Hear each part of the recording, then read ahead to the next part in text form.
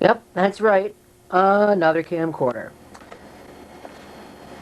I've been trying to stop buying VHS-C equipment unless it's something rare or if it is, it's got some accessory with it that I would like to have. This one didn't really fall under any of those categories, but it's SVHS, which, well, I guess maybe you'd consider that rare around here. Usually when you find VHS-C stuff, it's regular VHS-C rather than Super VHS. But either way, this is a JVC GR-SXM330, which I believe would make it a little bit more full-featured than the camera I'm using right now, which is a SXM245. It's got pretty much all the same features, although there is one that this one does not have, and that is, sorry, two features this one does not have, right off the bat anyway, is the so-called Night Alive functionality and the snapshot functionality, which will let you take a picture to tape, which I think is very interesting. Otherwise, it's pretty much the same camera. It's got the digital signal processor. It's got Super VHS-ET recording mode, which will let you record SVHS to regular VHS tape, or compact tape in this case. It's got time-based corrector and all that functionality. It's got the video light, and there's the switch for the Night Alive. Otherwise, it's pretty much the same camera. This is actually a battery refresh button. Nice thing to have. Tape eject. Picture stabilizer switch, which this one also has. Snapshot, although this camera I'm using right now has a 5-second record button, which I think is pretty much the same thing, except this one might record 5 seconds of video, as opposed to this one, which takes 5 seconds of still. I believe. I haven't tested that. We'll go ahead and we'll test that once I get this camera powered up. You can see it's pretty much the same deal. It's got the flip-out view screen,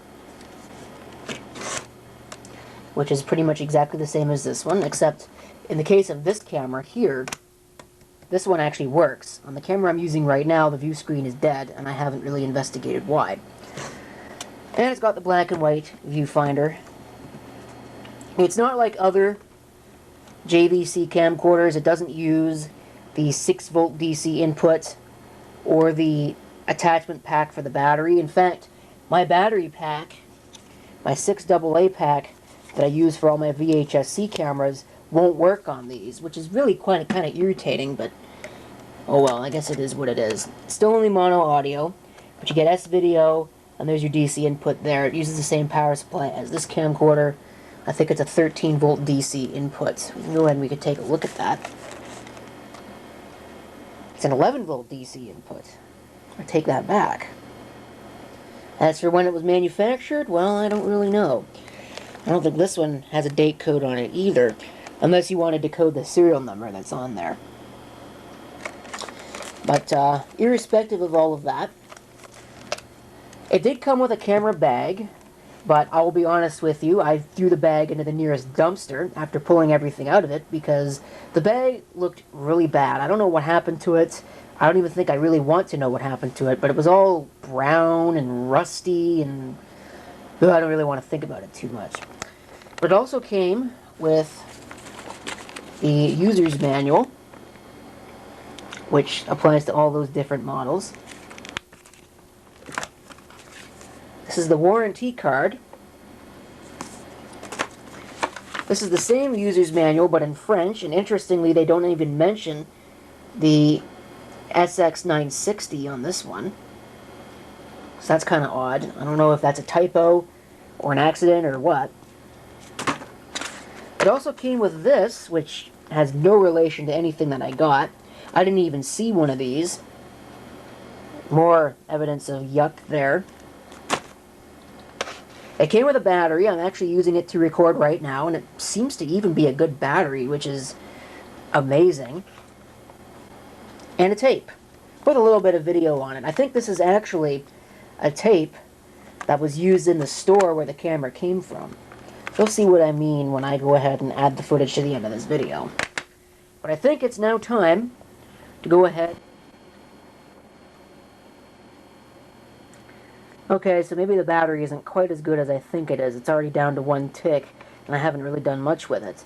But I am now recording using the GR-SXM330. Here, of course, is the camera I was using previously, and again, you can see it's pretty much the same deal.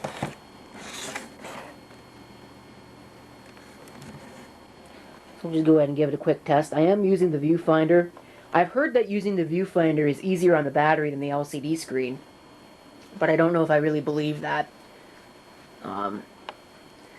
So we can go ahead and give some things a quick test, like the video light. Actually, I'll test the video light later. What I'm going to test right now are the various different faders. You get a black fade,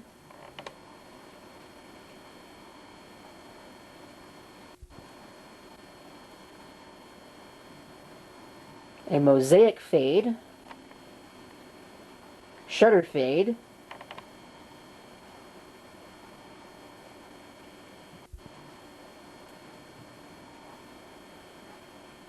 a slide fade,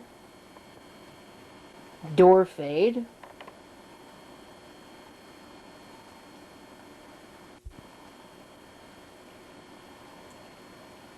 a corner fade, and of course I think the last one is the window fade that I showed you earlier, and then it's just to off. You got a couple of different program auto exposure modes, sports, ND effect, I have no idea what that means, fog, which I guess makes things look foggy, twilight, shutter speed reduction 1/2000, and of course nothing at all. And some digital effects, sepia,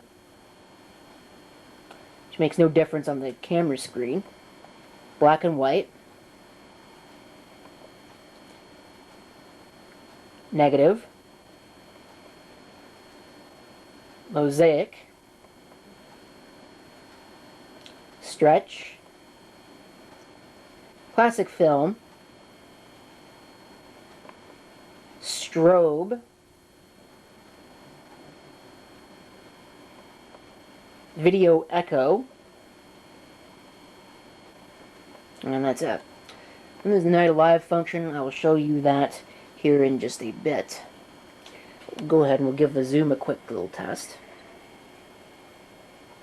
Seems to work fairly well. Turn on the image stabilization. It's just a digital image stabilizer. But on these cameras it actually seems to work fairly well. I mean, it's not perfect. It's about as limited as digital image stabilization usually is. But let's go ahead and test the night alive function. Okay, here's a low light situation here. Now, night alive is not like night shot. There is no infrared illumination. It's just a shutter speed adjustment. We'll go ahead and we'll turn it on. It also doesn't seem to have done a whole lot, really. Comparatively. It's automatic mode.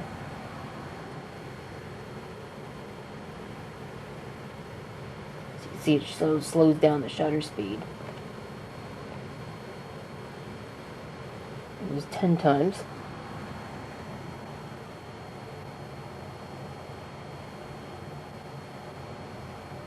$60 times. Obviously makes things quite a bit brighter, but that's at the expense of the frame rate in a big way, as you can see. And of course, off. We'll do the same thing out here. Automatic. 10 times. 60 times. It's almost too bright. And we'll go ahead and give the video light a test. Which will probably sap the battery completely, because it is a halogen spotlight. I would say the spotlight actually works better than the night mode. But you could combine it with the night mode, presumably. Oh no, you can't. It's actually disabled when the light's on. Interesting. that's actually kind of a crippling limitation.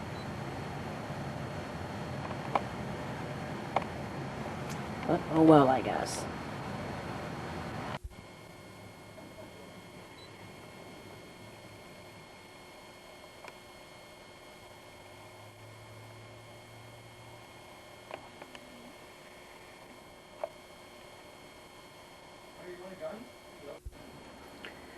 Right. I don't think there's a whole lot else I can think of to really demonstrate in this video. So I will go ahead and thank you for watching. And if you have any comments, feel free to leave them down below. And this is CP666 signing off. Hope to see you next time. Till then, I will leave you with the lost footage from that tape.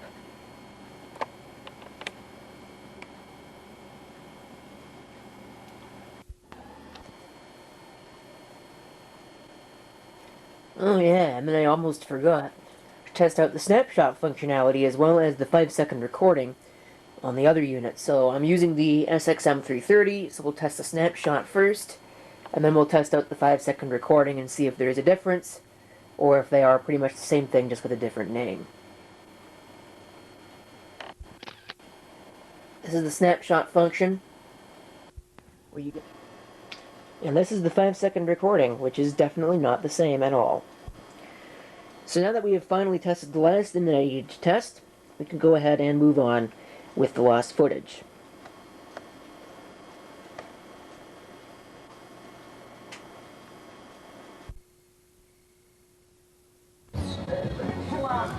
Right there, it's saying record. Yeah. The zoom lens should be up on top here. Okay, right here. Up for going back, down for going forward. Okay, right, I see that.